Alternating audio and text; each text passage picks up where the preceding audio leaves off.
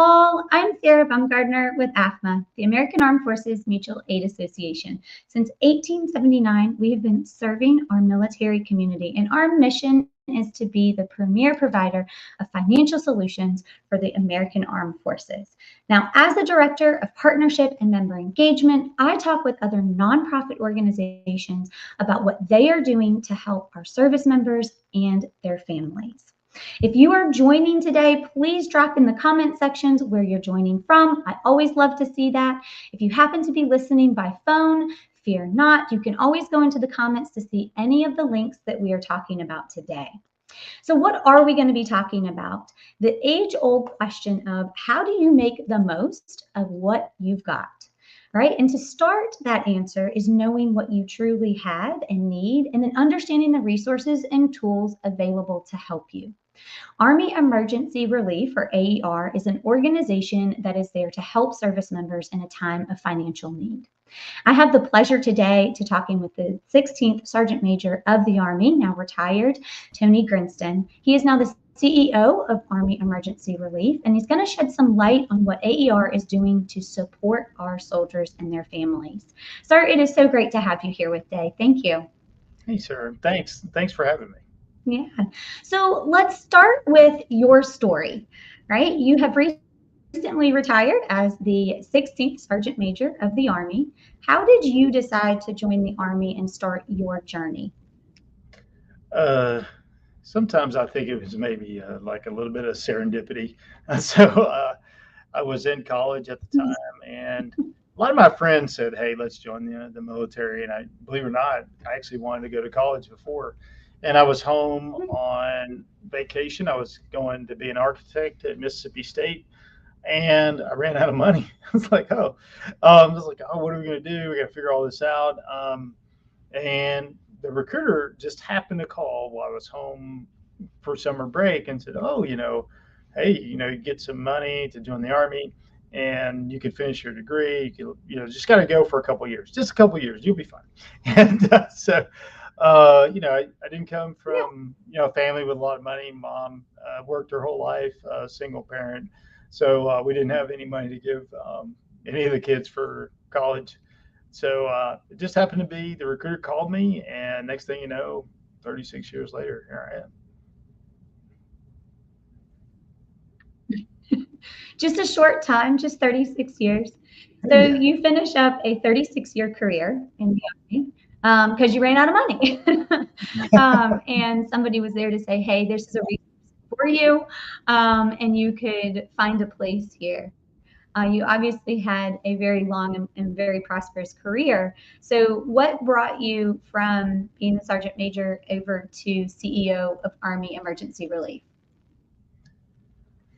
Well, the number one thing that really brought me there was the commitment that AER has to soldiers and their families. And I love my job. I love what I do. And, after a long career, everybody's looking for a purpose or a job and or not, maybe I wanted to go play, golf a little bit more. So there was all these decisions you had to make. Do you work for profit? Do you work for nonprofit? Do you work at all? So those are the big three buckets: work at all, for profit, nonprofit. And I really thought, nonprofit and AER specifically, just helping soldiers and their families and retirees was just like the greatest mission I could do. Just my way of giving back. And that's what it was. That's what really attracted me, is I had an opportunity to give back to soldiers and their families, and then help them when they're going through a tough time. And I wake up every day thinking, what a great job I have, and I got a great purpose. So I love it, and that's what the real calling was, is to do this versus to go any other route. Yeah. So let's talk a little bit about what AER does, right? You're a relief society. You work in the financial space to ensure that those service members who might need a financial relief have a place to go. So when you see these young junior soldiers, what is some of your messaging to them about, one, becoming financially stable, but also, if you aren't, where can you go for help, and for what things can you get help for? Well, my main message for young soldiers or anybody, just in life is, the goal of your life is sometimes to be financially stable. You just don't want to wake up and, worry Mhm. about money. Nobody wants to, how am I going to put food on the table? How am I going to pay for rent? So that's what I would tell anybody is, your goal when you get through maybe some of the more difficult years, the young trying to figure it out, family years, is really you want to become financially stable and talk about that. And just realize that there are people out there that are willing to help you if you're going through a tough time. And you don't have to put yourself in such a bad way. And that's why I love AER. And what I've told everybody in AER, soldiers, families, everybody, I want to be the number one nonprofit of choice. When you're in need, I want them to call AER. Think of AER. And we've got a lot of programs, but what I'd ask every Army Emergency Relief officer that I've talked to is, if we don't do it, let's, and you think this is something we need to do, let's find a way to do it. So, number one nonprofit of choice where people will go to if they're in financial need, if they're a soldier or a spouse or a retiree, is think of us first. Don't, max out your credit card, go into bad debt, go into all these things, you know, payday lenders, get those high interest rates. We got interest-free loans. We got a lot of ways to help you stay financially stable. So just think of, I don't know exactly maybe what AER does, but let's give them a call. That's my Yeah. number one message to everybody. Yeah, that's wonderful. And I think we all know, as a military spouse myself, right? The second you start driving towards a military installation, there are usually some very choice financial agencies out there, quick payday loans, car dealerships, things like that, these high interest loans. And so I love how you've just made it very simple that, if you are thinking you need some help, just call AER and they'll figure out what they can do for you. And a lot of times that comes with education. I know here, right at AAFMAA, we do a lot of financial education, a lot of financial literacy to younger service members, as well as for those in the transition space, to say, hey, this is how you can make sure you're on good, sound financial footing when you do decide to leave the military one day. And that comes through education. And a lot of times that comes from leadership within the military, right? So what would be one of your messages for those who are in leadership positions to ensure that their soldiers are financially prepared for life and ready? Number one, I would say for all leaders is just talk to your people. It's like get to know them. Hopefully they'll open up to Yeah. you. And a lot of times, what I found is as a leader, all throughout my career, all the way to the end, from probably the beginning, is that people just don't want to talk about, you know, financial stress or just finances in general. I think enlisted, Mm-hmm. are worse than the officers. I don't know, for Mm-hmm. whatever reason, we just don't want to talk about it. We don't want to share ideas. We don't want to say, oh, go think about this. I don't know why. I've never really figured out why we don't do this. But as a leader, my number one recommendation is get to know your people. And then you'll find out some amazing stories, so, sometimes good, but sometimes bad, on financial readiness. And I'll just give my one story is this is many years ago. I was a very senior leader and I was at a division. I was a division sergeant major, and I said, "Hey, the NCO that worked for me," I said, "Hey, let's talk about this." This individual got really uncomfortable, and I said, "Well, let's talk about it." And the person opened up and then started laying out their debt, and it was like, "I have a timeshare. I have this. I have that." Now, if somebody out there does business with timeshares, don't come after me. But that's number one. Remember, I am Army. But but I found the internet said like worst long time investment ever. So it's like she just had all this debt, and Yeah. I never asked. And I said, well, let's come up with a plan. We got financial planners. I'm not one, but we've got financial planners here, we got financial there. I mean, and then, oh, by the way, you're deployed, so you're getting extra pay. Let's pay off that Yeah. credit card. Let's go with that credit card. And then, so it just went down the list, and we had a plan at the end. So that Yeah. all starts with just asking the question. And then the same thing I would give to leaders is there's a lot of people that want to help. You got Army Community Services, you got AER, we got programs. We want to help you, but it starts with just ask the question and know your people. And if they trust you, they'll open up. And what I've found when people open up, unfortunately, most of the time they're in worse debt than I thought they were. I thought these were really high quality individuals, really got their life together, high performers, and come to find out they were doing some financial long-term mistakes that's going to hurt them for a long time. Yeah. Well, I love how you've posed that you have to ask the question, right? You have to get to know people. I think a lot of what you've kind of talked about is that there's a little bit of this stigma out there about talking about your finances, and that people can be very high performing individuals in their work, but it doesn't mean that they understand financial literacy. And that's okay, right? It's just getting the resource, knowing where to go to get educated. If you don't work in finance every day, then, it's probably not something you're keeping up with. But like you said, there are so many organizations out there that are there and poised to help, to say, let us help you with a plan. Let us help educate you in how you can become financially stable.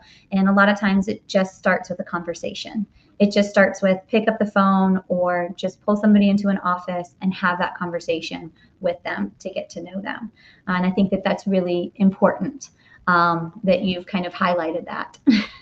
Yeah, and I think I just want to be clear. I was when we talk about. I'm sorry. Yeah, I just want to be clear. I was one of those people that. No, go ahead. I had to ask for help. I was a young staff sergeant, Ranger qualified. I thought I was a very high performer, and I didn't know what to do. And I finally asked somebody. So I was the exact same person that they were a long time ago, and I just asked people for help, and it's made all the difference in the world in my life. That's amazing. Well, and it's asking for help, and it's also having that leadership, such as yourself or other senior leaders that have that same kind of mentality of let's get to know the person, let's ask the question, let's not make it a big deal. Let's just have a positive conversation and get a plan, right? Get a plan to get you on track. And some of that plan might be an immediate relief, right? An immediate need to get over something. So what do you think with AER, what is the most provided service you would say that you offer for soldiers? Yeah, our number one service, I'll put this in a bucket, is basic needs. And those basic needs are things like housing, rent, car repairs, sometimes emergency travel. So all these things that just basic needs are on a soldier. We moved them to this location. I was just at one location. They had a newborn, second duty station. Now they had to find rent. They had to put the first month's rent, the last month's rent, a safety deposit. They couldn't afford it. And then they asked for AER. So our number one category is still housing, followed by car repairs, but it's still in the basic needs category. Yeah. Well, and that's important for people to know, right?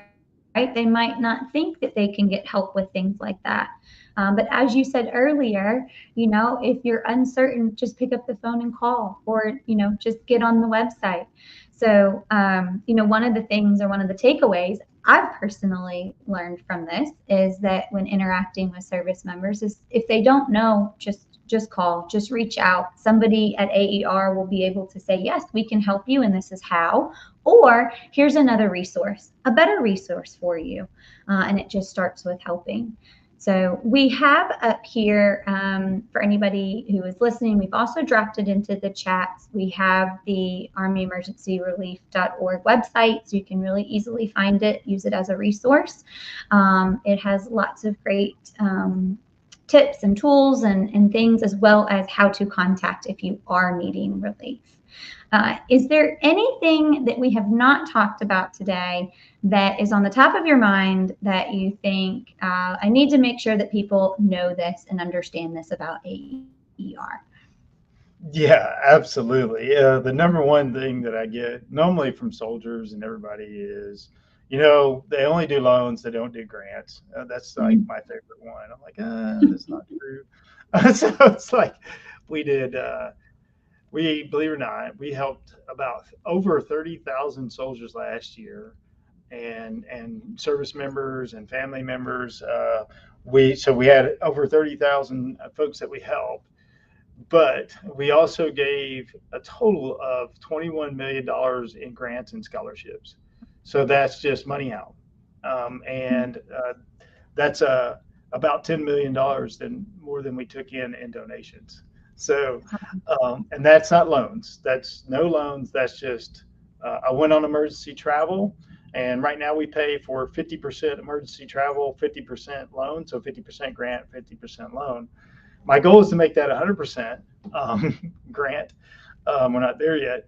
Yeah. But a lot of times people say, oh, all they do is loans. It's not true. We did more loans than we actually received in donations.